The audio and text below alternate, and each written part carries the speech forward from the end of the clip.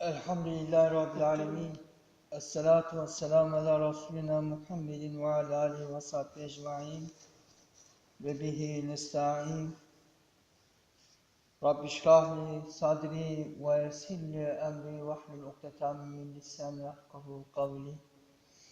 Ve zidni ilmen ve vakkın vasiyan.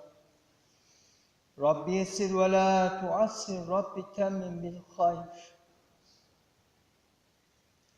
Ey alemden Rabbi olan Gafur Rahim Allah'ım, şu yapacağımız sohbetimizi dergâh izzetinde kabul ve makbul eyle. Kalplerimize iman, nur ver. Şu sohbetimizi en güzel şekilde istifadelendir ya Rabbi. Amin. Velhamdülillahi Rabbil alemin. Peygamber Efendimiz Aleyhisselatü Vesselam'ın bir hadis-i şerifi şöyle buyuruyor Peygamber Efendimiz sallallahu aleyhi ve sellem.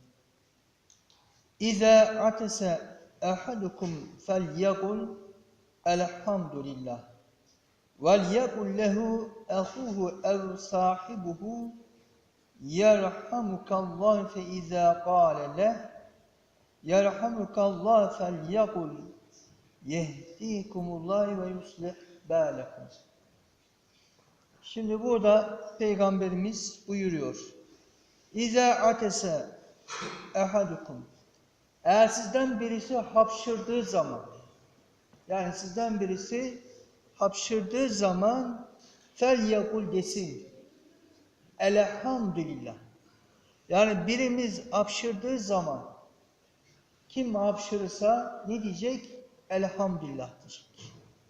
Çünkü hapşırınca bütün organizmalar, bütün mekanizmalar yenileniyor. Yani rektefe oluyoruz. Yani bütün vücudumuz, kalbimiz bile o hapşırdığımız an duruyor. Duruyor ve tekrar başlıyor, çalışmaya başlıyor. Yani vücudumuz ne yapıyor? Yenileniyor. Bu sebeple ne diyoruz? Elhamdülillah diyoruz. Yani kalbimiz duruyor. Bütün vücudumuz yenileniyor. İşte bu sebeple elhamdülillah diyoruz. Çünkü yeni bir vücudumuz ne yapıyor? Rektefe oluyor. O bozukluklar, o aksaklıklar ne yapıyor? Düzeliyor. Biz elhamdülillah dediğimiz zaman eğer karşımızda birisi varsa, bir arkadaşımız, birisi varsa o ne diyecekmiş? وَلْيَقُلْ لَهُ اَخُوهُ اَوْ صَاحِبُهُ. Yani kardeşi veya arkadaşı, yani yanında olan ve hapşırdığımız zaman yanımızda kim varsa onun da ne demesi lazım? Yerhamukallah. Allah rahmet etsin. Yani rahmet etsin demek ne demek? Allah hem bu dünyada hem de ahirette bütün güzellikleri, iyilikleri versin demek. Şimdi rahmet etsin demek sadece ölüler için söylenilmez. Rahmet etsin demek bizim bir kardeşimize yapacağımız en güzel bir duadır. Çünkü Allah'ın rahmetine nail olmak, Allah'ın merhametine nail olmak her kulun istediği bir şeydir. Çünkü Allah'ın rahmetine nail olduğumuz zaman bu dünyadaki bütün dertlerimiz, tasalarımız ortadan kalkar. Başımızdaki bütün belalar ve musibetler o Allah'ın rahmetiyle yok olur gider. Ve Allah'ın rahmetiyle ahirette cennete girer. İşte bundan daha güzel bir dua olur mu bir mümin için? Yani Allah sana rahmet etsin derken duaların en güzelini ediyor. Çünkü Allah hem bu dünyada hem de ahirette sana bütün güzellikleri, bütün iyilikleri, artık muradın neyse, Cenab-ı Allah'tan ne istiyorsan onu versin. Cenab-ı Allah başındaki, gelecek ve şu anki bütün bela ve musibetleri ortasından kaldırsın. Bak ne güzel bir dua. Ama diyoruz ki "Ulan Allah rahmet etsin" deyince ulan ben ölü müyüm? Ölümünün arkasını ben öldüm mü ki bana rahmet okuyorsun? %50'si öyle onlarda. İşte ama bunu böyle söyleye söyleye, böyle anlata anlata ne yapacağız? Bu işi öğreteceğiz. Yani bu bilmiyorlar diye söylememek olmaz. Şimdi öğrendiniz, yani samimi olduğunuz, yakındaki, en yakınınızdaki çocuğunuza, eşinize, kardeşinize ne yapın? Anlat. Yani hapşırdığı zaman çok yaşa. Yani çok yaşa neyi ifade ediyor? Ne yapıyor? Çok yaşa. Tamam çok yaşayalım da dertle mi yaşayalım, üzüntüyle mi yaşayalım, belayla mı yaşayalım, iyiyle mi yaşayayım? Yaşayayım ama iman üzerine mi yaşayayım? Ahlak üzerine mi yaşayayım? Kur'an üzerine mi yaşayayım? Ama Allah rahmet etsin deyince hepsini kaplıyor. İman üzere yaşa diyorsun. Kur'an üzere yaşa diyorsun. Ve ahirette de ne yap diyorsun? Cennete gir diyorsun. Şu duanın güzelliğini anlat. Ve eğer sen hapşırdın, elhamdülillah dedin, karşındaki insan da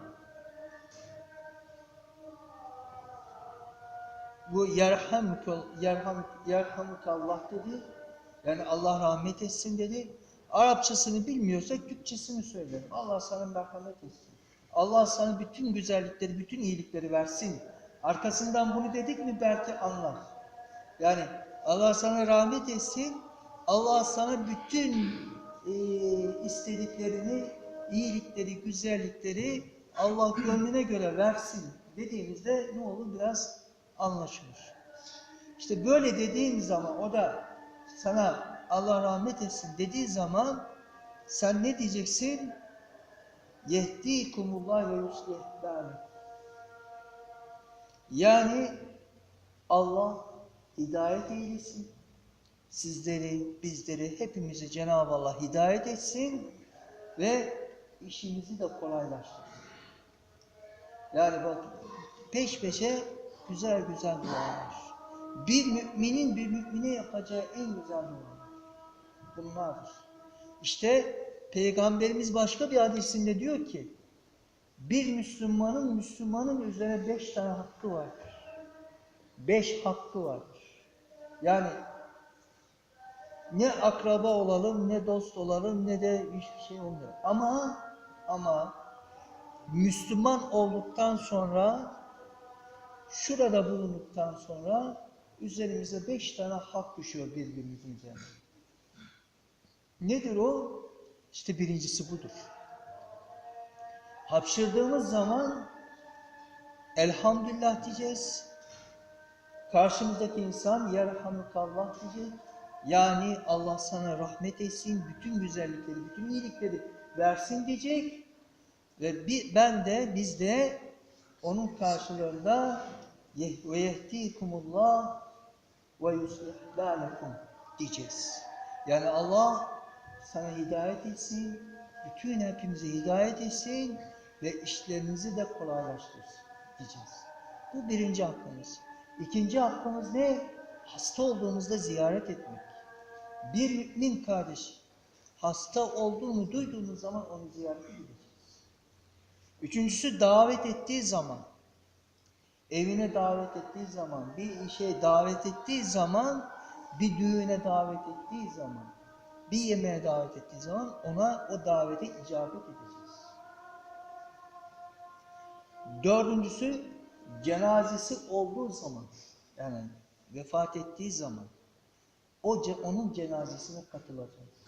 Cenaze namazını kılacağız ve defin işine katılacağız. Ve selam verdiğinde de selamını alacağız. İşte bu 5 hakkı ne yapacağız? Birbirimiz arasında yapacağız. Hastalıkta ziyaret edeceğiz, cenazesine gideceğiz, selamını alacağız ve hapşırdığında da Allah sana rahmet etsin diyeceğiz. Yani bu çok önemli bir şey ama ne yapıyoruz? Bilmiyoruz, unutuyoruz. Onun için şimdi öğrendiniz. İşte ise kendi aramızda Allah sana rahmet etsin. Hapşırımızda Allah sana rahmet etsin. Diyelim. İnşallah şu hakkımızı üzerimizden atalım ve böyle hem de birbirimize hayır dua edelim. Allah'ın rahmetine, merhametine nail olalım. Allah'ın işte burada o en büyük rahmeti burada toplandığımız gibi inşallah cennette de bir arada toplanırız. Cennete ebedi olarak kalırız. Allah rızası için El Fatiha.